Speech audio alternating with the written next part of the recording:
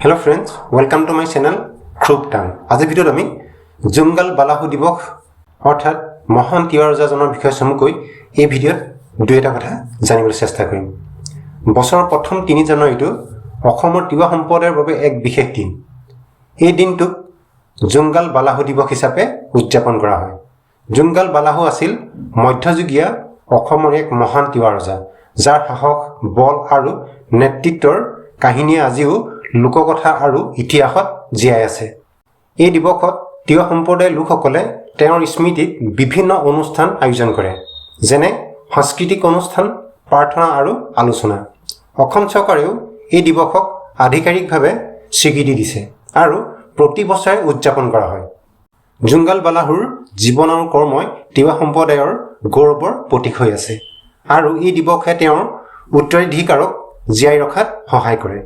তিৱা জাতি অসমৰ এক প্ৰাচীন জাতি, যিসকল মূলতঃ নগাঁও, মৰিগাঁও আৰু কামৰূপ জিলাত বাস কৰে।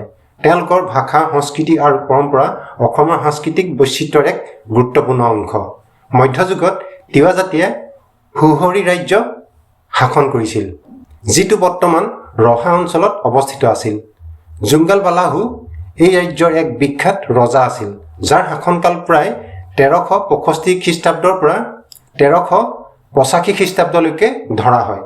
তেওঁৰ পিতৃৰ নাম আছিল আৰিমত্ত বা মৃগাংক, যি এজন বিখ্যাত দুঃসাহসিক আছিল।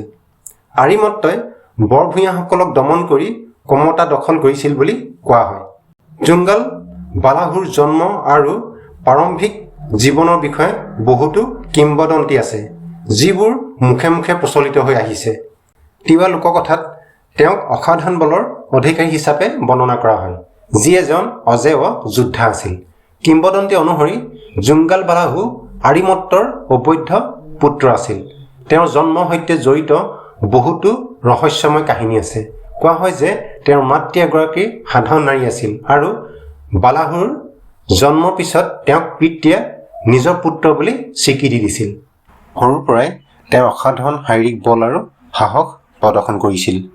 লোককথাত কোৱা হয় যে তেওঁ এটা হাতী দাঁত এখন হাতেৰে ভাঙি পেলাইছিল আৰু এটা বিশাল শিল তেওঁ দাঙি দিছিল। এই কাহিনীসমূহে তেওঁক এক পৌৰাণিক নায়ক হিচাপে প্ৰতিষ্ঠিত কৰিছে।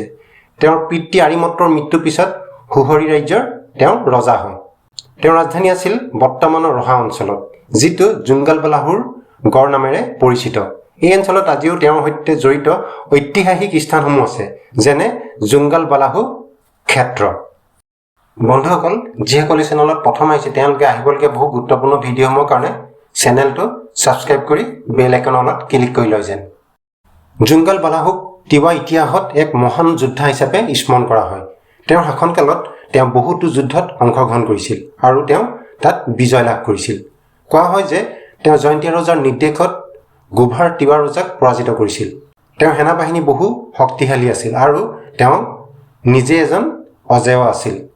লোককথাত তেওঁৰ সৈতে জড়িত বহুতো কাহিনী আছে, যেনে তেওঁ এখন নাৱেৰে এখন নদী পাৰ হৈ যুদ্ধ কৰিছিল আৰু তেওঁ বলেৰে শত্ৰুক ভয় খুৱাইছিল।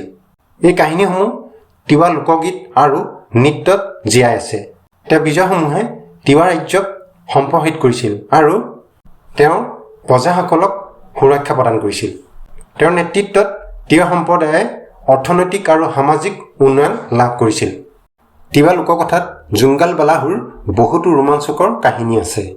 এটা জনপ্ৰিয় কিংবদন্তি হৈছে যে তেওঁ এদিন এটা বিশাল মাছ ধৰিবলৈ গৈছিল আৰু তাৰ লগত তেওঁ যুদ্ধ কৰিছিল।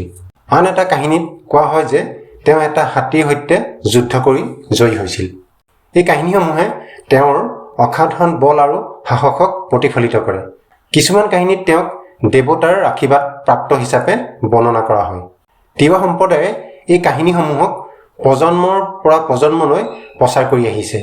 এই কিংবদন্তিসমূহ তিৱা সংস্কৃতিৰ এক অবিচ্ছেদ্য অংশ আৰু তেওঁলোকৰ উৎসৱসমূহত প্ৰদৰ্শিত হয়। জংগল বালাহুক তিৱা জাতিৰ নায়ক হিচাপে পূজা কৰা হয় আৰু তেওঁৰ কাহিনীয়ে যুৱকসকলক অনুপ্ৰাণিত কৰে। জংগল বালাহুৰ মৃত্যুৰ সৈতে জড়িত বহুতো কাহিনী আছে।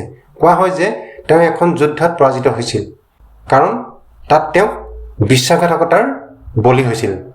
তেওঁৰ মৃত্যুৰ পিছত তেওঁৰ ৰাজ্যৰ পতন ঘটিছিল কিন্তু তেওঁৰ উত্তৰাধিকাৰ সকল আজিও জীয়াই আছে তিৱা সম্প্ৰদায়ে তেওঁলোকৰ পূৰ্বপুৰুষ হিচাপে সন্মান কৰে আৰু তেওঁৰ স্মৃতিত বিভিন্ন স্থান নিৰ্মাণ কৰা হৈছে বৰ্তমানৰ ৰহাত জুংগাল বালাহু ক্ষেত্ৰ নামৰ এটা স্থান আছে যিটো তেওঁৰ সৈতে জড়িত ৰহাত অসম চৰকাৰে জুংগাল বালাহু ক্ষেত্ৰক এটা সুন্দৰ পৰ্যটন স্থান হিচাপে গঢ়ি তুলিবলৈ মুঠ 50 কোটি টকা ধন ব্যয় কৰাৰ বাবে অনুমোদন দিছে এই প্ৰকল্পই তিৱা সংস্কৃতি আৰু জুংগাল বালাহুৰ ইতিহাসক প্ৰচাৰ কৰিব জুংগাল বালাহু দিৱস প্ৰতি বছৰে 3 জানুৱাৰীত উদযাপন কৰা হয় এই দিৱসত তিৱা সম্প্ৰদায়ৰ লোকসকলে তেওঁৰ স্মৃতিত প্ৰাৰ্থনা কৰে আৰু সাংস্কৃতিক অনুষ্ঠান আয়োজন কৰে নগাঁৱৰ ৰহাত মূল অনুষ্ঠান হয় য'ত অসমৰ মুখ্যমন্ত্ৰী আৰু অন্যান্য নেতাসকলে অংশগ্ৰহণ কৰে এই দিৱসত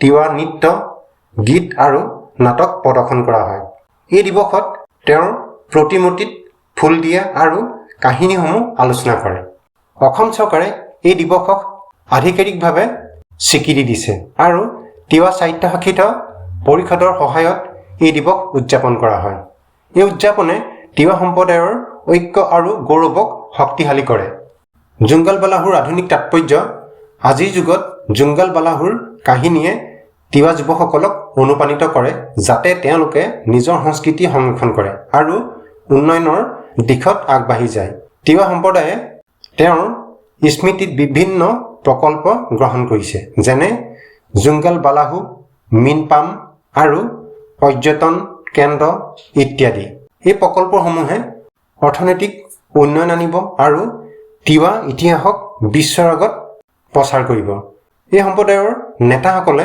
চৰকাৰক অনুৰোধ কৰিছে যাতে জুংগাল বালাহুক বিশ্বমানৰ স্বীকৃতি দিয়া হয় তেওঁৰ কাহিনীয়ে অসমৰ বৈচিত্ৰ্যপূৰ্ণ ইতিহাসক প্ৰতিফলিত কৰে আৰু সকলো সম্প্ৰদায়ক ঐক্যবদ্ধ কৰে জুংগাল বালাহু দিৱসে আমাক সোঁৱৰাই দিয়ে যে ইতিহাস আমাৰ বৰ্তমান আৰু ভৱিষ্যতৰ ভিত্তি তেওঁৰ সাহস আৰু নেতৃত্বৰ কাহিনীয়ে সকলোকে অনুপ্ৰাণিত কৰে যাতে আমি নিজৰ সম্প্ৰদায় আৰু দেশৰ বাবে কাম কৰোঁ তিৱা সম্প্ৰদায়ে এই দিৱসক উদযাপন কৰি তেওঁ উত্তৰাধিকাৰক জীয়াই ৰাখিছে আমি সকলোৱে এই মহান নায়কৰ পৰা শিকিব পাৰোঁ যে বল আৰু সাহসেৰে যিকোনো প্ৰত্যাহ্বানক জয় কৰিব পাৰি বন্ধুসকল আজি ভিডিঅ'ত চমুকৈ জুংগাল দিৱসৰ উপলক্ষে মহান এই তিৱা ৰজাজনৰ বিষয়ে যিটা কথা জানিবলৈ চেষ্টা কৰিছিলোঁ ভাল লাগিলে আপোনালোকে এটা লাইক কৰিব আৰু যিসকলে চেনেলত প্ৰথম আহিছে তেওঁলোকে আহিবলগীয়া গুৰুত্বপূৰ্ণ ভিডিঅ'সমূহৰ কাৰণে চেনেলটো ছাবস্ক্ৰাইব কৰি বেল আইকনৰ তলত ক্লিক কৰি লৈ যেন ধন্যবাদ জয় অসম